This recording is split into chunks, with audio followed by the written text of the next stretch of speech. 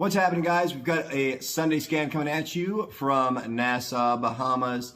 It is for the 4th of April. It's quick. I don't have a ton of stuff to talk about. A lot of the things that we've covered have been working extremely well. But I wanted to talk about one thing that I tweeted this past week from my buddy Lance. Before that, Space Cowboy, you've won the month of IU. All you got to do is leave a comment, your key takeaway with the timestamp on YouTube, and you're automatically entered to either get IU, a t-shirt, Icon meals, scans. We always try to give away something every single week. So thank you guys for engaging, commenting, and I appreciate you guys taking the time to do that. So last week I tweeted something from Lance, and it was an image of basically a V, and it was going over the fact that there's a price here and there's a price here. They're the same price, but it brings about different risk. And so what that means is you might be looking at that same $3 price level, but you really don't know how high that's going to go on the short side, or even if you were going long, how low it can go. However, if you let it do that V-shaped reversal and it's at that same price again, now you have something that you can actually have a set risk off of, and maybe it's not as reckless as trying to either find the top or the bottom. So I thought it was a great graphic. It's literally what I talk about every single day, relating to the levels, the lines that I put in the room.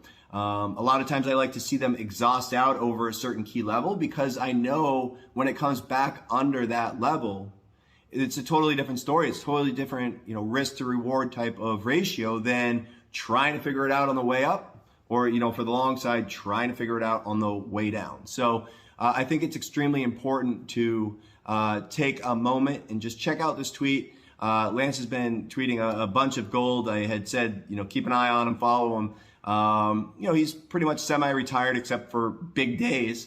He's been a fantastic trader, top P&L trader for Trillium, but he has since kind of retired from that. And like I said, he just shows up for big days. What his passion is now is, a little bit of philanthropy and giving back to the trading community. So as you guys have seen, a lot of the tweets have been extremely helpful, but I figured I'd want to share that one with you guys. So, the questions to ask yourself is sort of like, what is the most risk? What gives you better odds, right? And as, a particular level may exhaust out, breaks through it, you don't really know what your risk is. But as it comes back under that level, now you have something to risk off of. And that's what we talk about every single day. And I think it's important to kind of see that visually and apply it to your trading and see if it'll help you.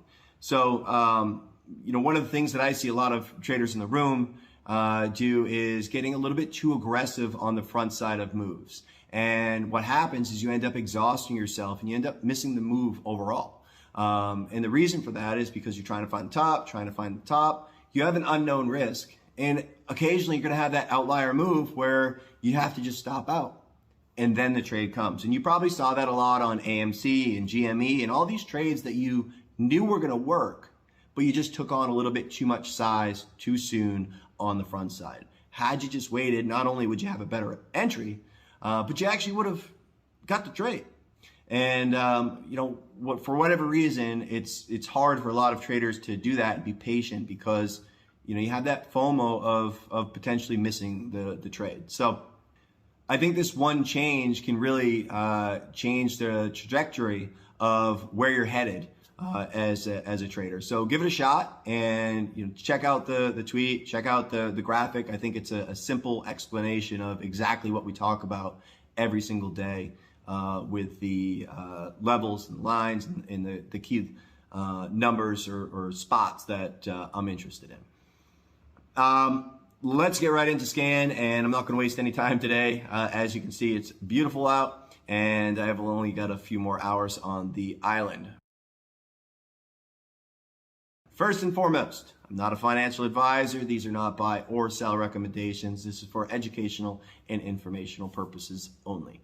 I think coming prepared has been working extremely well, but also being patient. You know, a lot of times there's been a couple trades right off the open, but you can't partake in them if you're not patient. If you've been there since 7 a.m., 8 a.m., 9 a.m., and you're trying to kind of figure it out, you know, there's been a lot of trades right off the open. And if you're already pre-involved, you might either exhaust out, second guess, question, and miss that either scaling opportunity or, you know, overall trade itself. So be patient and think about, you know, is this a good trade or am I just trading to trade? And a lot of times that answer is you are just trading to trade. First and foremost, I'm going to be watching AMC. Fantastic gap up. They blew out all the, you know, the call sellers. You know, pretty much everything was worthless on Thursday evening, and then all of a sudden it's got a bid. I think a lot of people had to come in and hedge after hours, and as soon as they realized that it wasn't going higher, they unwound, and you know, here we are. We had a full day fade. One thing I would be cautious with AMC and GME is the tape is going to change by a lot. There's going to be a major difference in liquidity. You know, what you were able to get away with this past week or the week before, you know, size-wise. Maybe you had a couple close calls. Maybe you were, you know, pretty aggressive. If you are, you know, just as aggressive, I think that it's going to be a lot more choppier, a lot thinner than you are expecting. So just maybe take a step back and think about, you know, what size makes sense given the range and given the volume, because it's going to definitely be a lot different. A lot of size came in, a lot of size came out, a lot of volume came in, and in my opinion, a lot of the volume came out. So we'll see what happens, but I do think we're going to have pressure and back towards the 20s. As you guys know, any PR, headline, any excuse to go up, these things, you know, obviously pop. So as you know, if you get on the right side of a trade and it starts to go sideways and it starts to kind of lift up, if it starts to tease a little bit like that, check in with your trade, and you know, am I too sized for this current situation? And a lot of times you'll realize that maybe you should make that adjustment, and you can always re-add as it proves. Next is going to be MULN, and this has been a fantastic trade of the last couple days.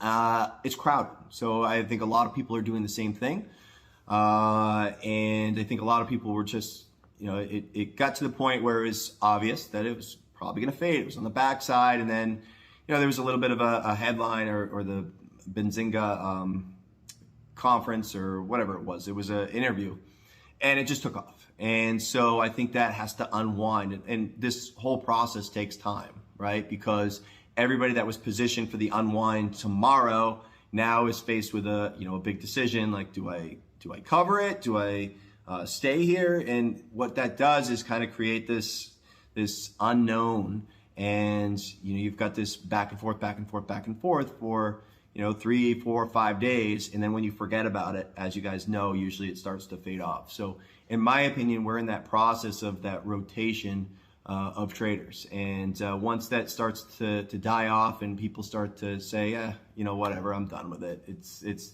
too crowded, it squeezed me, whatever, I'm moving on, that's when you're going to see it start to taper off. HYMC is another one that's been pretty fantastic. It's literally like a spin-off of AMC as a meme. It's like a little baby meme. But higher the better, and thinking that it unwinds. I've been fading both MULN and HYMC since Thursday, Friday. You know, scaling in if it pops and covering if it pulls back, but carrying a little bit of a balance. But I am hopeful for both gap ups on any of these, and I think that we'll have a nice little unwind. Back sub to 180s, you know, something like that. But so far so good. The volume's already starting to taper off, so we'll see what happens. Again, I would, you know, love to see higher the better and some sort of exhaustion move to get confident with the trade. If it gaps down and it flushes out, in my opinion, we'll have that, you know, kind of knee-jerk reaction back. So that's something where I'd rather, you know, cover in those situations. IMTE, under the continuation section, I have zero interest in shorting this. I've been monitoring it for a while. We've talked about it, you know, at 6 and 8 and 10 and 20. To me, it feels like it's a walk up, it's a setup for one of those liquidation trades that we've been so familiar with.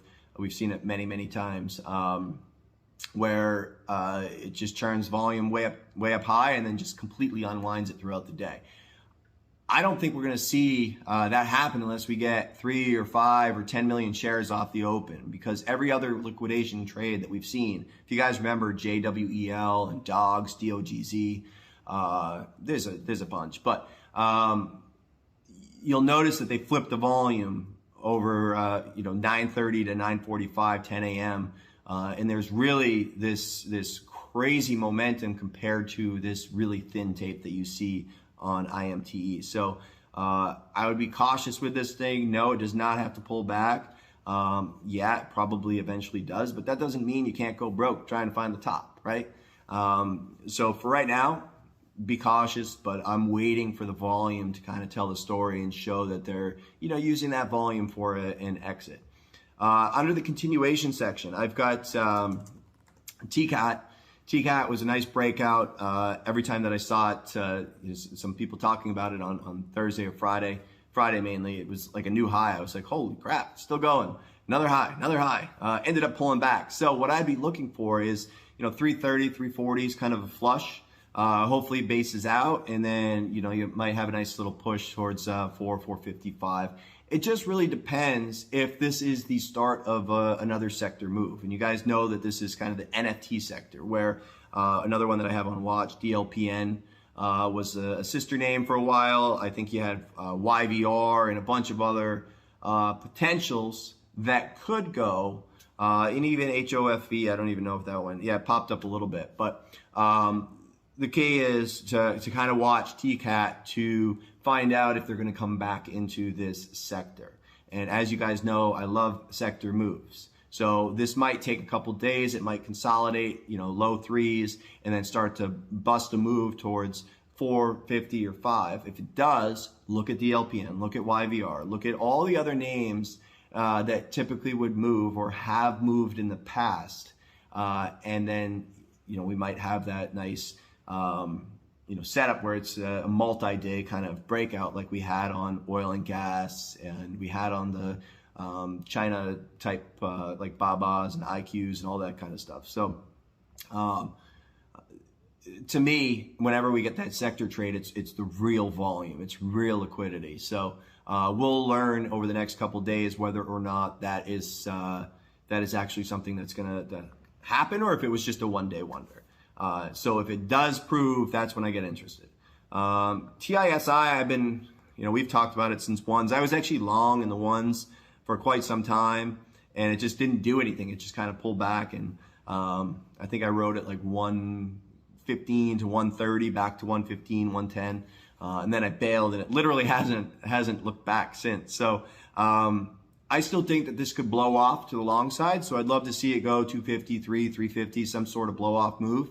And if that's the case, then I would flip to the short side. But for now, I think that weak opens will continue to get absorbed, and I'd be cautious on the short side. The last couple that I was watching was just BFRI. You guys have seen this one on recent scans. I think maybe 2 weeks ago it started to come off the lows. It's been holding relatively well. What I like about this is it reminds me a lot of BKKT. So you see that setup where they kind of come in, they let it consolidate, they come in again, let it consolidate, and then they squeeze it out.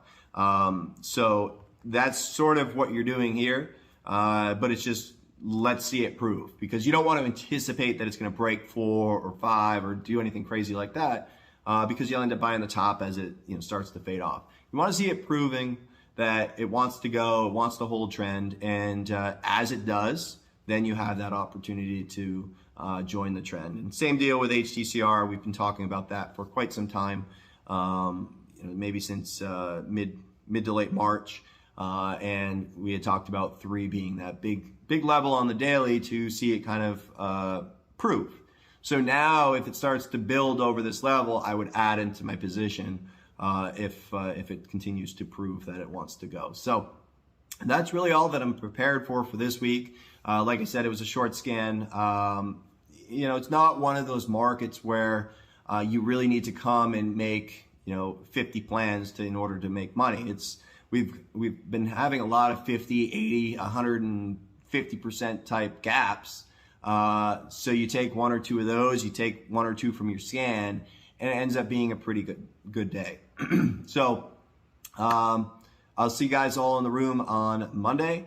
Hope you guys have a good rest of the weekend. And as always, make sure you leave a comment, leave a like. And as you know, we like to give away free stuff. All right, guys.